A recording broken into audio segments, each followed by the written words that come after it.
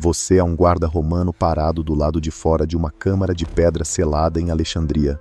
Dentro daquela sala está Cleópatra, rainha do Egito, faraó, descendente dos Ptolomeus, a mulher mais poderosa do mundo antigo. Ela está trancada lá dentro há 7 dias. Você a ouve às vezes, não chorando, não gritando, apenas movimentos, passos suaves na pedra, o leve farfalhar de tecido, ocasionalmente sua voz falando como se outra pessoa estivesse lá, embora você saiba com certeza que ela está sozinha. Antes de prosseguirmos, há algo que você precisa entender sobre a morte de Cleópatra. Tudo o que você acha que sabe sobre isso está errado. A história romântica da áspide escondida em uma cesta de figos é provavelmente ficção. A imagem de Cleópatra morrendo pacificamente em sua cama real, cercada por servas leais, é quase certamente ficção. O que realmente aconteceu dentro daquelas câmaras seladas entre 1º de agosto e 12 de agosto de 30 a.C. foi algo muito mais deliberado, muito mais calculado e muito mais revelador sobre como Roma destruía seus inimigos. Esta não é uma história sobre suicídio. É uma história sobre uma operação psicológica sistemática projetada para quebrar a última faraó do Egito antes de permitir que ela morresse. A verdadeira questão não é como Cleópatra morreu. É porque Otaviano precisava que ela morresse de uma maneira muito específica, e porque ele precisou de 10 dias para fazer isso acontecer. Se entender como o poder opera em sua forma mais controlada e calculada é importante para você, considere se inscrever. Este canal existe para expor os mecanismos de dominação que moldaram as civilizações antigas de maneiras que a história romântica prefere ignorar. Deixe-me mostrar o que realmente aconteceu durante os 10 últimos dias de vida de Cleópatra. A destruição começou em 1º de agosto de 30 a.C. Dentro da tumba que Cleópatra havia construído para si mesma, Marco Antônio estava morrendo. Ele havia se jogado sobre sua própria espada após ser falsamente informado de que Cleópatra já estava morta. Exceto que ela não estava. Ela havia se barricado dentro de sua tumba com suas 2 servas mais leais e o máximo de tesouro que conseguiu carregar. A tumba ficava perto do templo de Ísis, uma estrutura de pedra sólida de 2 andares, portas de madeira maciça, sem pontos de acesso fáceis, construída como uma fortaleza porque Cleópatra entendia que na morte ela precisaria da mesma proteção que exigia em vida. Antônio estava sangrando na base da tumba. Seus homens imploraram a Cleópatra para abrir as portas. Ela recusou. Ela não podia arriscar. Os soldados de Otaviano estavam a minutos de distância. De acordo com Plutarco, Cleópatra e suas assistentes baixaram cordas do nível superior e içaram Antônio através de uma abertura alta, arrastando-o para dentro enquanto ele ainda estava vivo. Seu sangue escorria pelas paredes de pedra enquanto elas o puxavam. Pense nessa imagem. A rainha do Egito puxando seu amante moribundo para dentro de sua tumba, porque abrir a porta significava captura. Antônio morreu em seus braços no nível superior daquela câmara. Suas últimas palavras registradas por Plutarco foram: "Não tenham pena de mim nesta última virada do destino. Fui o maior dos romanos, derrotado apenas por outro romano. Ele morreu acreditando que sua vida teve significado. Cleópatra teve apenas alguns minutos para lamentar antes que as forças de Otaviano chegassem. Mas Otaviano não invadiu a tumba.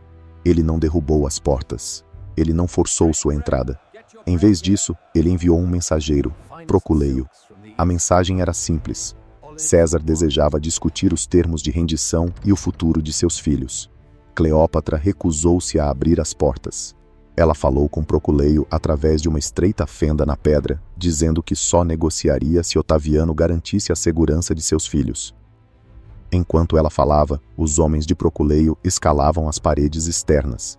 Eles entraram pela mesma abertura usada para puxar Antônio para dentro poucas horas antes. Eles a pegaram de surpresa. Cleópatra alcançou uma adaga escondida em suas roupas e tentou se matar. Mas os soldados estavam prontos. Eles a derrubaram, desarmaram e a imobilizaram. De acordo com Cássio Dio, Cleópatra gritou enquanto a agarravam: "Vocês não me levarão viva para Roma. Vocês não me exibirão. Matem-me agora." Mas os soldados tinham ordens explícitas: mantenham-na viva. Usem a força que for necessária. Não a deixem morrer. Eles a carregaram da tumba, transportaram-na para o palácio e a selaram dentro de uma câmara vigiada no segundo andar. Aquele momento, 1º de agosto, foi quando a verdadeira destruição começou. Otaviano não queria simplesmente Cleópatra morta. Ele precisava de algo específico de sua morte, e isso exigia tempo. O Egito, o reino mais rico do mundo antigo, era agora dele.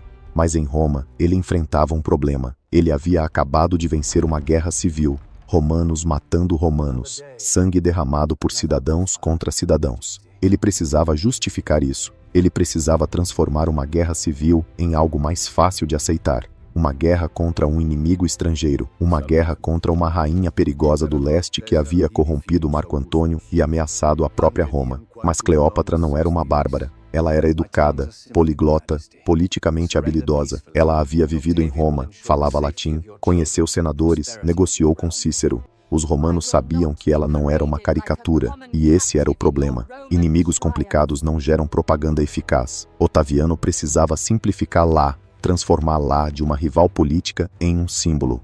A tentadora oriental, a bruxa egípcia, a corrupção estrangeira que precisava ser eliminada para que Roma sobrevivesse. E acima de tudo, ele precisava desfilá-la pelas ruas de Roma em seu triunfo viva porque Cleópatra sabia exatamente o que aquele desfile significava e preferiria morrer a deixar isso acontecer. Mas Otaviano tinha 10 dias para garantir que ela não morresse. Otaviano precisava que o povo romano visse a rainha perigosa derrotada, humilhada, quebrada. Os triunfos romanos seguiam uma fórmula. Um rei ou rainha inimiga derrotada era levada pelas ruas de Roma acorrentada, exibida à multidão, degradada publicamente e, ao final do desfile, tradicionalmente executada na prisão Tullianum Tullianum.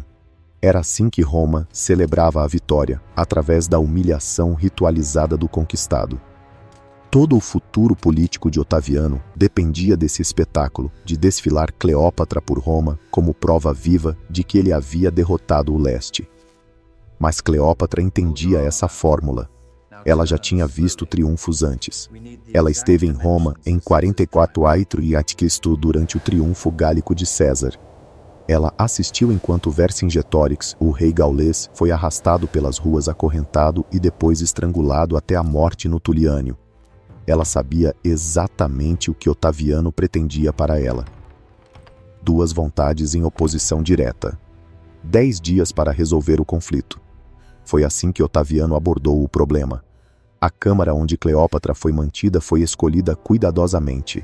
Segundo andar do palácio. Uma porta, uma pequena janela estreita demais para uma pessoa passar. Guardas estacionados do lado de fora dia e noite. Tudo potencialmente perigoso foi removido. Nada de facas, nada de adagas, nada de cordas, nada de objetos afiados de qualquer tipo. De acordo com Plutarco, eles até revistavam suas roupas e cabelos todos os dias. Verificavam se havia armas escondidas, veneno, qualquer coisa que ela pudesse usar para se matar. Cleópatra foi despojada de tudo, exceto roupas básicas, e colocada sozinha em uma sala de pedra vazia. Mas a estratégia de Otaviano ia além do confinamento. Ele não precisava apenas impedi-la de morrer, ele precisava quebrar o desejo dela de morrer. Pense na psicologia. Cleópatra queria a morte porque a morte significava dignidade. Morte significava controle. Morte significava que Otaviano nunca poderia desfilá-la por Roma. Então, Otaviano teve que reverter esse instinto. Ele teve que fazê-la querer viver, e para fazer isso, ele usou a única coisa que ela não podia entregar: seus filhos. Cleópatra tinha 4 filhos. Cesarion, seu filho com Júlio César, tinha 17 anos. Os 3 mais novos, os gêmeos Alexandre e Hélio e Cleópatra Selene, ambos com 10 anos, e o caçula, Ptolomeu, de apenas 6, eram de Marco Antônio. Os homens de Otaviano o separaram de sua mãe imediatamente, mudaram-nos para diferentes partes do palácio e os mantiveram sob guarda.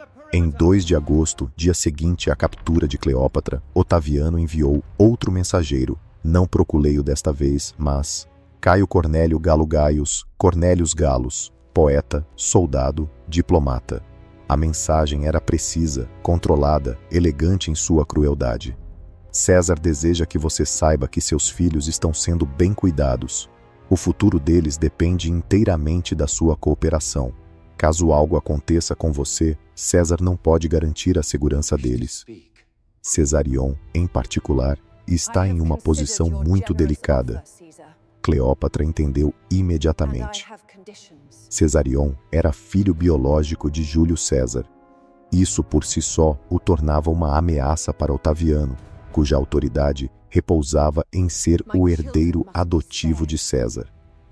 Se Cleópatra morresse, Cesarion estaria desprotegido. Ele seria morto.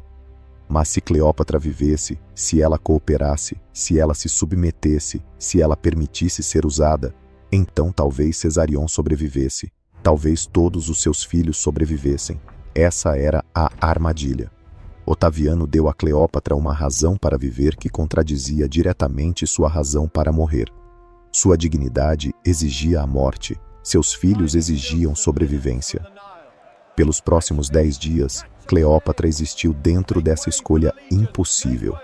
O espaço entre a dignidade e a maternidade. Em 3 de agosto, a pressão aumentou. Otaviano enviou arquitetos para a câmara dela. Eles chegaram com varas de medição, cordas marcadas, tábuas de cera para anotações. Eles mediram sua altura, seu peso aproximado, as dimensões de seu corpo. De acordo com Plutarco, baseado no testemunho de uma das servas sobreviventes de Cleópatra, a rainha perguntou o que eles estavam fazendo. Preparando para o triunfo de César, respondeu um dos arquitetos. O display deve ser construído adequadamente para acomodá-la. Pense no impacto desse momento. Eles a estavam medindo como um objeto, como mobília, como uma figura a ser construída em uma estrutura. Eles não estavam apenas coletando medidas. Eles estavam entregando uma mensagem. Isso está acontecendo. Você vai para Roma. Estamos construindo a jaula agora. E eles retornaram no dia seguinte, 4 de agosto. Depois, 5 de agosto. Depois, 6 de agosto. A cada dia mais medidas, mais perguntas. Que roupa ela usaria? Que joias o público romano reconheceria? Se ela estaria acorrentada ou apenas contida? Eles discutiram na frente dela, debateram detalhes, a apresentação, o efeito visual. Eles falavam sobre a humilhação dela como se fosse um projeto artístico. Isso não era planejamento, isso era condicionamento. Todos os dias os arquitetos voltavam. A morte tornava-se mais atraente, mas todos os dias Otaviano equilibrava essa atração com outra mensagem. Relatórios sobre seus filhos. Cesarion perguntou por você hoje. Ele está preocupado. Ele precisa da mãe dele. Puxe-a em direção à morte com o horror do triunfo. Puxe-a de volta à vida com o medo por seus filhos. E prenda-a entre os dois. Cleópatra estava sozinha naquela câmara. Suas 2 servas que estiveram com ela na tumba, Iras e Charmion, foram mantidas em quartos separados. Ela podia ouvi-las às vezes, suas vozes ecoando fracamente através da pedra, mas ela não tinha permissão para falar com elas. Ninguém com quem conversar, ninguém com quem planejar, ninguém para compartilhar o peso da escolha impossível que ela estava sendo forçada a fazer. De acordo com Cássio Dio, Cleópatra pediu repetidamente para ver seus filhos e foi recusada todas as vezes. Não até que César esteja certo de sua cooperação. Mas ela podia ouvi-los. As paredes do palácio eram de pedra e o som viajava facilmente. Às vezes ela ouvia as crianças mais novas brincando, risadas flutuando pela janela estreita, pequena demais para alguém passar. Pense nessa tortura. Ouvir seus filhos por perto. Saber que eles estão perto o suficiente para ouvir, mas não perto o suficiente para tocar. Não saber se os sons são reais ou encenados. Não saber se eles estão seguros ou se os sons fazem parte da manipulação. A psicologia moderna chamaria isso de desamparo aprendido.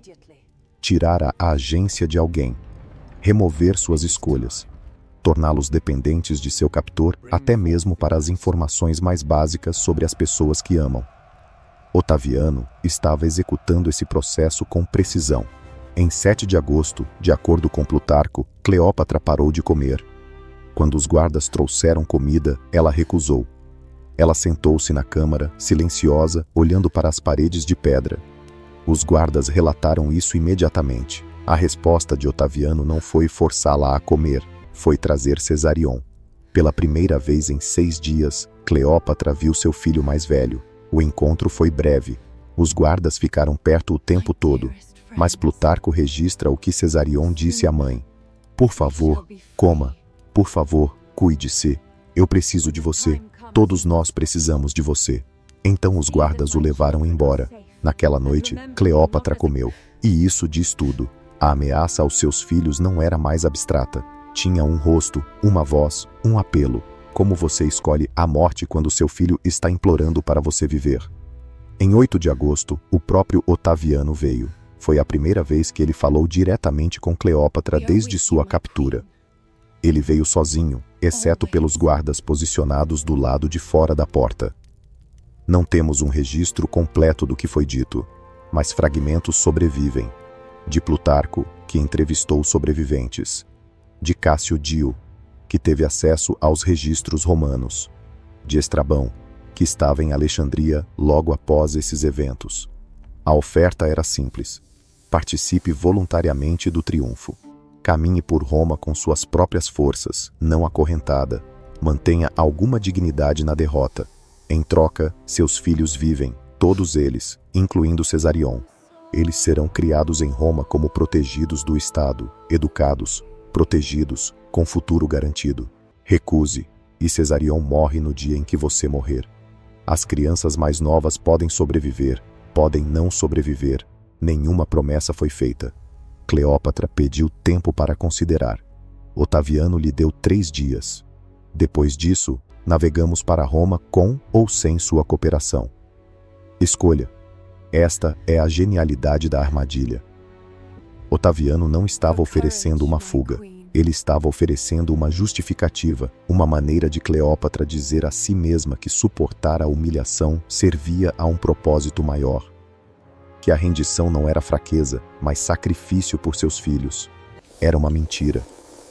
Otaviano nunca iria poupar Cesarion. O garoto era perigoso demais. Mas Cleópatra ainda não sabia disso. Por 3 dias, ela viveu suspensa entre a esperança e o desespero. Então, em 11 de agosto de 30 a.C., algo mudou. Não sabemos exatamente o que aconteceu. As fontes são incertas, fragmentadas, mas algo fez Cleópatra entender a verdade. Talvez ela tenha ouvido um guarda falando. Talvez alguém leal a ela tenha conseguido passar uma mensagem. Talvez ela simplesmente tenha entendido Otaviano bem o suficiente para ver através da encenação. Independentemente de como aconteceu, em 11 de agosto, Cleópatra sabia que Cesarion iria morrer. As negociações eram teatro. As promessas eram vazias. A cooperação não mudaria nada. Otaviano pretendia matar seu filho independentemente do que ela escolhesse. De acordo com Plutarco, Cleópatra então pediu permissão para visitar a tumba de Antônio. Ela disse que desejava fazer oferendas para honrar sua memória antes da viagem para Roma. Era um pedido razoável e Otaviano o concedeu. Ela foi levada à tumba sob forte guarda, permitida a entrar por 1 hora. Os soldados assistiram enquanto ela fazia oferendas, assistiram-na rezar, assistiram-na derramar libações sobre o local onde Antônio havia morrido. Eles não viram ela esconder na palma da mão o pequeno frasco de argila escondido dentro da parede da tumba. Eles não notaram ela deslizá-lo para dentro de sua roupa. Quando ela retornou à sua câmara, Cleópatra pediu uma refeição. Ela solicitou especificamente figos frescos do mercado. Os guardas inspecionaram a cesta cuidadosamente. Eles procuraram por armas escondidas, veneno, qualquer coisa perigosa. Eles viram apenas frutas. Eles deixaram passar. É aqui que a história da cobra entra. A versão popular afirma que Cleópatra escondeu uma áspide, uma cobra egípcia, dentro da cesta de figos. É dramático, simbólico. A cobra era associada à realeza egípcia. Mas vários historiadores antigos, incluindo Estrabão, duvidaram desse relato. A linha do tempo não se alinha. Os sintomas registrados não correspondem claramente ao veneno de cobra, e cobras são notoriamente não confiáveis como métodos de suicídio. O que faz mais sentido com base nas evidências é que Cleópatra havia obtido veneno antes, que ela o escondeu na tumba de Antônio durante os dias em que esteve barricada lá, e que ela o recuperou durante sua visita final. O que aconteceu em seguida encerraria os 10 dias e decidiria se Cleópatra morreria quebrada ou no controle. O método exato importa menos do que o que aconteceu a seguir. 12 de agosto, 30 a.C. Cedo pela manhã, os guardas do lado de fora da câmara de Cleópatra não ouviram nada em comum. Sem gritos, sem luta, apenas silêncio. Por volta da 3ª hora, eles abriram a porta para lhe trazer o café da manhã. Cleópatra estava morta. Ela jazia em um divã dourado vestida com trajes reais. Suas 2 servas estavam com ela. Iras já estava morta aos pés do divã. Charmion ainda estava viva, usando suas forças restantes para endireitar o diadema na cabeça de Cleópatra. De acordo com Plutarco, um dos guardas perguntou a ela: "Isso foi bem feito?" Charmion respondeu: "Extremamente bem feito, digno de uma descendente de tantos reis." Então, ela morreu. Cleópatra tinha 39 anos. Este não foi um suicídio nascido do desespero. Foi um ato final de controle. Por 10 dias, Otaviano tentou quebrá-la. Tentou fazê-la escolher a vida para que ele pudesse desfilar lá por Roma. Tentou usar o amor dela por seus filhos para forçá-la a entregar sua dignidade. A morte dela foi sua recusa. Sua mensagem final: "Você pode tomar meu reino. Você pode destruir minha linhagem. Mas você não pode tirar minha escolha. Você não pode me desfilar. Você não pode ter essa vitória." Ela morreu em seus próprios termos. Vestida como uma rainha, cercada pelos símbolos de poder que Otaviano trabalhou tão cuidadosamente para remover. Mas aqui está a crueldade final. Otaviano venceu de qualquer maneira. Ele não podia desfilar a verdadeira Cleópatra. Então, ele construiu um substituto, uma estátua, uma efígie. Durante seu triunfo em Roma, uma imagem enorme de Cleópatra com uma cobra presa ao braço foi carregada pelas ruas. A multidão romana viu Cleópatra no triunfo de Otaviano, viu-a derrotada, viu-a reduzida à imagem que ele queria que eles lembrassem. A propaganda funcionou. A versão de Cleópatra como a exótica sedutora egípcia que morreu por picada de cobra tornou-se a história que sobreviveu por 2000 anos. E Cesarion, a criança que Cleópatra morreu acreditando que poderia salvar, foi assassinado 3 semanas depois. Otaviano enviou assassinos para interceptá-lo enquanto ele fugia em direção à Índia. O único filho biológico de Júlio César, com 17 anos, foi morto na estrada no deserto egípcio. As crianças mais novas sobreviveram. Eles foram desfilados no triunfo de Otaviano no lugar de sua mãe. Criados em Roma como protegidos da irmã de Otaviano, vigiados de perto, com futuros limitados, nunca autorizados a retornar ao Egito.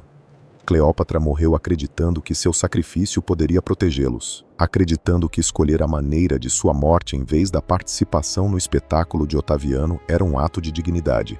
Na realidade, Otaviano conseguiu tudo o que queria: a vitória da propaganda, a eliminação de rivais, a conquista do Egito, o controle da história. A morte de Cleópatra não comprou nada, exceto a maneira como ela morreu. E é isso que esses 10 dias revelam sobre o poder em sua forma mais sistemática. Otaviano não queria apenas derrotar Cleópatra. Ele queria desmantelá-la psicologicamente primeiro, transformar o amor dela por seus filhos em uma arma contra sua vontade de morrer com dignidade, construir uma escolha impossível, dignidade ou filhos, e forçá-la a viver dentro dela. Medir lá para a humilhação, mostrar a ela exatamente o que a esperava em Roma, oferecer falsa esperança de que a cooperação poderia salvar o que mais importava. Era uma máquina, cada elemento calculado, cada ponto de pressão identificado, cada momento projetado para despojá-la de agência até que a rendição parecesse racional. E quando não funcionou, quando Cleópatra escolheu a morte de qualquer maneira, Otaviano simplesmente desfilou uma imagem em seu lugar. Isso é poder real. Não a capacidade de matar, mas a capacidade de controlar a narrativa, mesmo quando seu inimigo lhe nega.